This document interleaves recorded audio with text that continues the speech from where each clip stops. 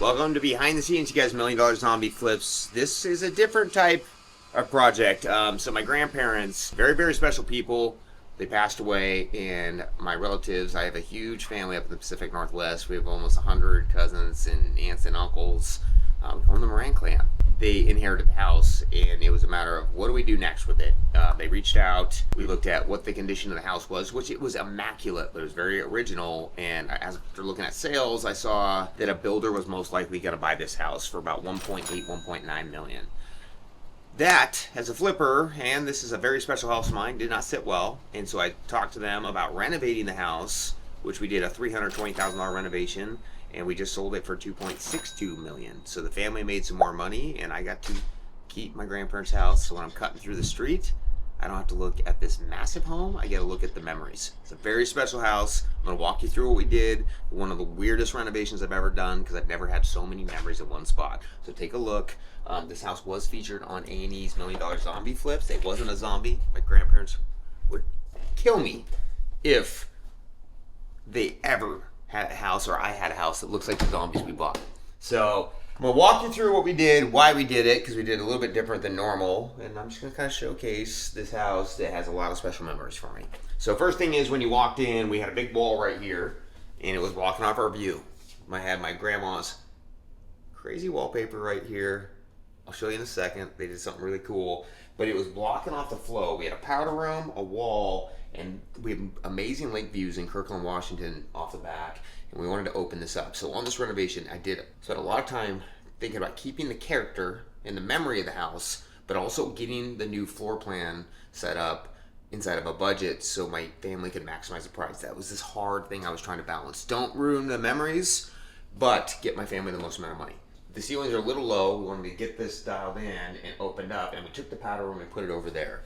This here was my grandparents' original office. It was fully updated and with all new wainscoting through. Megan did a really cool design. It has like a 1x1 stripping across, gives it some dimension. Feel really good. But we upgraded the office doors, right? This is a $2.6 million house. It's $1,000 a foot. We had to add some little bit of extra features. So we got these doors from Pinky's Doors. They're open, and it allowed a lot of natural light through. The bathroom is here. We swapped it over to here, and we did upgrade this to a more modern standard, but we picked finishes that were a little bit more timeless. We went with like a checkered warm floor because we didn't want it to be too modern, too busy. I wanted to think about my grandparents, and also the area that we're in. They appreciate a very traditional, well-kept, well-updated house. It doesn't always need to be a farmhouse or a trend. It's just do it rich, and so that's what was done here. And then the kitchen here before, my grandma cooked the best spaghetti you ever had. I don't care what anybody says, she's the best cook. It used to be L'd right here, and this is as big as the kitchen was. It went back to here to here. There wasn't a lot of space. That's not going to get us that $2.6 million number. So what we did is we opened it up for the dining room, and because how the framing of the house was, we couldn't get an island in because we would have to redo this entire structural wall. So we made this giant flow pass-through kitchen. I was very nervous about this and how this would feel, but it turned out great. We upgraded the range. Grandma would have crushed it on this range. She should have had that one. And then we made a little eating area off this area. We were able to keep it nice and wide by going with a shallow 12-inch cabinet here. So they have the cabinetry space, they got the bread box, everything works, but it still feels really open. You never want to pinch your walkways. So we have over 44 inches here. It feels good, it flows through. And then now we made a little kitchenette breakfast area. You look out at the view, you look out at the city, and that's how we were gonna maximize the price. We had a slider here before, and again, this is a cool house, leads out to a deck, an awesome yard that we used to do Easter egg hunts in. We did all sorts of family affairs. We had a cool fire pit in the back that we restored. But we want to get this open, so we put in a 10-foot opening door, leads out to a deck, so on a nice sunny day, you can look at the view, you get the outside in, and again, that's how we got around $1,000 a square foot for this house. Fireplace was updated, and we kept it original. We whitewashed it. That is the original mantle that we put back together and stained it. So not only did I keep the charm, it also looks really good. It's very warm, it's very inviting. And so again, there was that kind of balance. We put a laundry room in this section, and then over here, we did more of a standard update. We wanted to get it open, so we took out these walls And then here's our dining spot this is where we used to do Christmas time. We did our presents over here. We had massive amounts of cousins, aunts, uncles all over here. This is where they had like eggnog. They had the baby corn. It was like buffet style. We got a big Catholic family and all opened up. And so I wanted to keep the spaces kind of the way they were. Plus it worked really well. So dining room was opened up with the view. We kept the windows down a little bigger. And then down here, there was railings before that we opened up.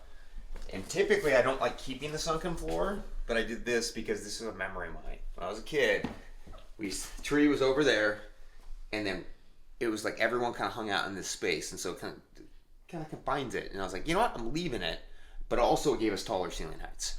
So main floor was updated, kitchen was tripled in size, bathroom was relocated, and then upstairs we did a lot of reworking of the primary, my grandparents' room. So because of the lower ceilings, we got the stairs opened up. We wanted to make this more of a feature point. I will add the illusion of taller ceilings when it's smaller area and open.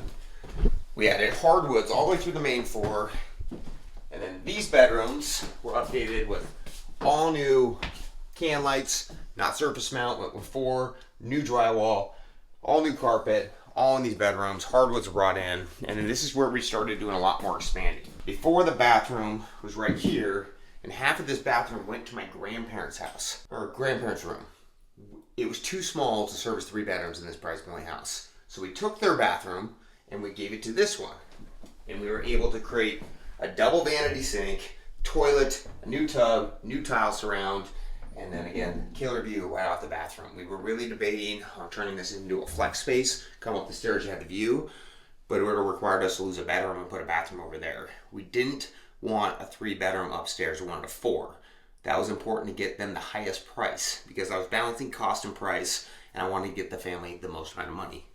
Great call because it sold multiple offers.